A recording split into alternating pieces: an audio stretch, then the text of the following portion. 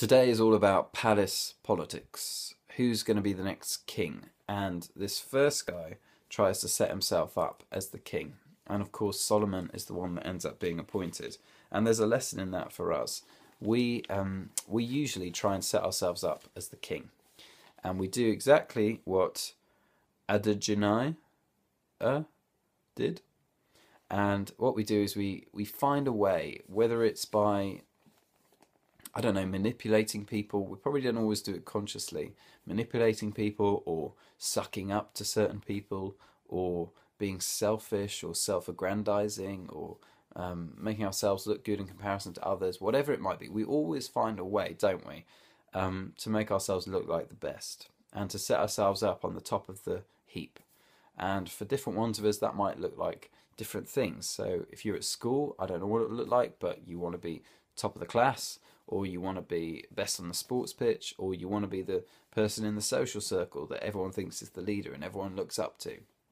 Or if it's at work, you want to be, everyone likes the look of the next running up the ladder, don't they? You want to kind of get yourself to the top of the greasy pole, as it were. Certainly you see that happening in a really obvious way in politics today. If you follow it in the media and stuff, you see the way they're so cutthroat and they dismiss one another and they misrepresent one another and they present themselves in the best possible light.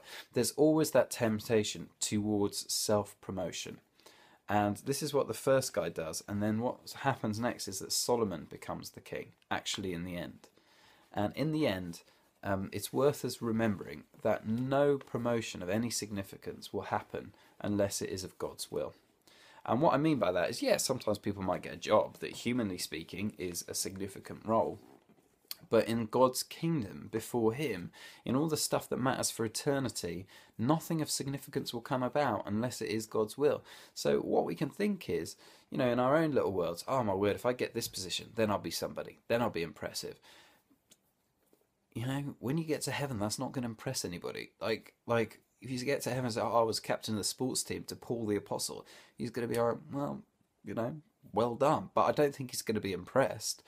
When we get to heaven and, you say to Jesus, oh, Jesus, I became, just this really big deal politician, or I became in the church a bishop, or I became, whatever it might be, whatever your equivalent of that might be, he's not going to be impressed. He's the King of heaven.